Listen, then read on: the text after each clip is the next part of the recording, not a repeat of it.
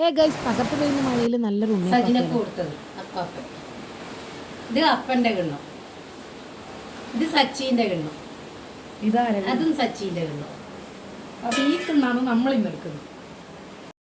ഒരു cup തരിയാണ്. Actually ഈ സാധനം നമ്മൾ ഈ ഉണ്ണിയപ്പം എന്ന് പറയുന്നത് ഒരു പരീക്ഷണാർത്ഥം ഉണ്ടാക്കുന്നതാണ്. സാധാരണ കണ്ണൂർ വന്നു കഴിഞ്ഞാൽ അമ്മയൊന്ന് ഉണ്ണിയപ്പം ഉണ്ടാക്കി തരും.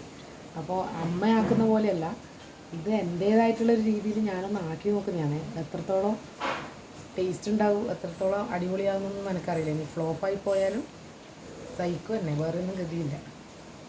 ഒരു കപ്പ് തരിയാണ് നമ്മളെടുത്തത്. ഇതോടെ നമ്മളെ ശർക്കരപ്പാനി അരിച്ചിട്ട് നമ്മൾ ഇത് ഒഴിക്കണം. പോട്ടിൽ തന്നെ നമ്മൾ ഒരു വിസ്ക് എടുത്തിട്ടില്ലേ, വിസ്ക് എടുത്തിട്ട് നന്നായിട്ട് ഇളക്കി യോജിപ്പിക്കും. ആ ചൂടിൽ തന്നെ നമ്മുടെ ഈ റവയില്ലേ, തരി, അത് അതിലൊന്ന് വെന്ത് കിട്ടും കേട്ടോ. ഇനി ഇതിലേക്ക് നമ്മൾ ആ അതേ കപ്പിൽ ഒരു കപ്പ് മൈദയാണ് എടുക്കുന്നുള്ളത്. അപ്പോൾ മൈദ നമുക്ക് ആവശ്യാനുസരണം ഇതിലേക്ക് ഇട്ട് കൊടുത്തിട്ട് നന്നായിട്ട് മിക്സ് ചെയ്ത് എടുക്കുക എന്നുള്ളതാണ് അടുത്ത ടാസ്ക്. പിന്നെ ശർക്കരപ്പാനി നമ്മൾ നേരത്തെ കംപ്ലീറ്റ്ലി ഒഴിച്ചിട്ടില്ല, കുറച്ച് ബാക്കിയുണ്ടായിരുന്നു. അപ്പോൾ ആ ബാക്കിയുള്ള ശർക്കരപ്പാനി കൂട്ടിയിട്ട് നന്നായിട്ട് ഇളക്കി യോജിപ്പിക്കുക. പിന്നെ പുറത്ത് നല്ല മഴയാണ്. നിങ്ങൾക്ക് എത്രത്തോളം ഞാൻ പറയുന്നത് ക്ലാരിറ്റി ഉണ്ടാവും എന്നുള്ളത് എനിക്കറിയില്ല. നല്ല മഴ, ചൂട് കട്ടൻ കാപ്പി, ഉണ്ണിയപ്പം. അമ്പത് നേന്ത്രപ്പഴം കൂടി ഇതിലിടുന്നുണ്ട്. ഇതെൻ്റെ നാത്തൂൻ പറഞ്ഞു കേട്ടോ, നേന്ത്രപ്പഴം ഇടാന്ന്. പാളയംകോടൻ പഴവും മൈസൂർ പഴം ഇട്ടിട്ട് നമ്മൾ കണ്ടിന്. പക്ഷേ ഇതിൻ്റെ കഥ എനിക്കറിയില്ല. നമുക്ക് നോക്കാം. എന്തായാലും നമ്മളിപ്പോൾ പരീക്ഷണമല്ലേ. ഒരു നുള്ള് പഞ്ചസാരയിൽ ഏലക്ക പൊടിച്ചെടുത്തതാണ്. സത്യം പറഞ്ഞാൽ ഇത് ആക്കണം എന്നുള്ള എയിമിലൊന്നുമല്ല, ഈ ഒരു കാലാവസ്ഥക്ക് ഒന്ന് തിന്നണം തോന്നിയിട്ട് ചെയ്യുന്നതാണ്. നമ്മളെ വീട്ടിലുള്ള പരിമിതമായ സാധനങ്ങൾ കൊണ്ട് ഉണ്ടാക്കുന്ന കേട്ടോ. അതുകൊണ്ട് തന്നെ വെള്ളമൊന്നും ഇല്ല ഇവിടെ. അപ്പോൾ ഉള്ള സാധനം വെച്ച് ഉള്ളത് കൊണ്ട് ഓണം പോലെ എന്ന് പറഞ്ഞാൽ എനിക്ക് അത് തന്നെയാണ്. നമുക്ക് നോക്കാം എന്താവും.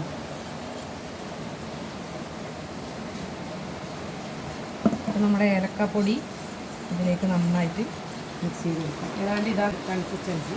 അപ്പോൾ നമ്മളെ കൂട്ട് ഏകദേശം നമുക്കിത് കുറച്ചൊന്ന് റെസ്റ്റ് ചെയ്യാൻ വെക്കാം. പിന്നെ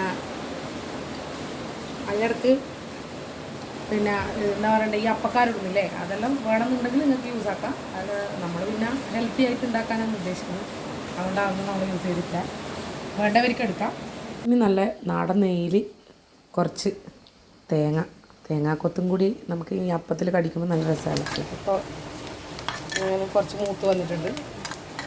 അതൊരു തേങ്ങാക്കൂത്തും കൂടി ആ മിക്സിലേക്ക് ഒഴിച്ചിട്ട് നന്നായിട്ട് ഇളക്കി യോജിപ്പിക്കാം കേട്ടോ. ഈ മധുരം ഒന്ന് ബാലൻസ് ചെയ്യാൻ വേണ്ടി നമ്മൾ കുറച്ച് ഉപ്പ്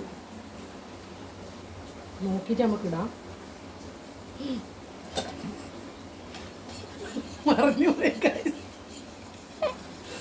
ഞാനൊരു ഉപ്പ് അധികമായിട്ടുണ്ടെങ്കിൽ നമ്മൾ തന്നെ സഹിക്കും. അപ്പോൾ നമ്മൾ കുറച്ച് നേരത്തെ കൂട്ടി വെച്ചൊരു കൂട്ടുണ്ട്. അപ്പം എന്താണെന്ന് നമുക്ക് നോക്കാം. വാ ചുടിച്ച് വരാം. എന്താ അവസ്ഥ എന്നൊന്നും അറിയില്ല, നോക്കാം. ഭഗവാനെ, ഇരുമ്പിൻ്റെത് ഇൻഡാലിയത്തിൻ്റെ ആയിട്ടുള്ള കാര്യമുണ്ട്. അപ്പോൾ ഞാൻ ഗ്യാസിലാക്കുന്നത് കൊണ്ട് തന്നെ ഇൻഡാലിയത്തിൻ്റെ കാര്യം എടുത്തത്. അപ്പോൾ നമ്മൾ ആദ്യം തന്നെ 3 കുയിൽ മാത്രം ഒഴിച്ചു. പറഞ്ഞല്ലോ ആദ്യം തന്നെ ഇതൊരു പരീക്ഷണമാണ്. അതുകൊണ്ടാണ് നമ്മൾ ഈ 3 കുയിൽ ഒഴിച്ച് നോക്കിയേട്ടാ. ഫ്ലോപ്പായിട്ടുണ്ടെങ്കിൽ പിന്നെ വെറുതെ നമ്മൾ എണ്ണയിൽ നിന്ന് വേസ്റ്റ് ആക്കണ്ടല്ലോ. ഇതിപ്പോൾ എങ്ങനെയാണ് ഉള്ളത് നമുക്ക് മറിച്ചിട്ടൊക്കെ കാണുമ്പോൾ പ്രത്യക്ഷത്തിൽ കാണുമ്പോൾ പ്രശ്നമൊന്നുമില്ല. ഇന്നും കൂടി നോക്കിയിട്ട് നമുക്ക് പറയാം. നമ്മളങ്ങനെ ഫുള്ള് ഒഴിച്ചിട്ടുണ്ട്. പെട്ടെന്ന് നമുക്കൊന്ന് ചുട്ടെടുക്കാം. മറിച്ചിട്ടിട്ട് അങ്ങനെ ഒന്നും പൊട്ടിയിട്ടൊന്നുമില്ല കേട്ടോ. പുറത്ത് നല്ല മഴയാണ്. രസമുണ്ടോ? ടേസ്റ്റ് സൂപ്പറാണ്. കാണാൻ കുറച്ച് പൊന്തൊന്നും വന്നിട്ടില്ല എന്നേള്ളൂ. ആ തേങ്ങാക്കൊത്തെല്ലാം കടിക്കുമ്പോൾ നല്ല ടേസ്റ്റാണ്. അപ്പം ഇങ്ങനെ 10-15 മിനിറ്റിൽ നമുക്ക് അപ്പലും ഉണ്ടാക്കാം അല്ലേ? അരിയൊന്നുമില്ല, ആയിട്ടില്ല, ആരും വീണിട്ടില്ല എന്നേ ഉള്ളൂ. ടേസ്റ്റ് സൂപ്പറായിട്ടുണ്ട്. വിചാരിച്ച പോലെ അല്ല അല്ലേ, കുറച്ച് പൊന്തിരി. അപ്പം എന്തായാലും ഫ്ലോപ്പായി പോകുന്ന നമ്മൾ വിചാരിച്ച, പക്ഷേ പ്രശ്നമൊന്നുമില്ല കേട്ടോ. തിന്നാനും ടേസ്റ്റ് ഉണ്ട്.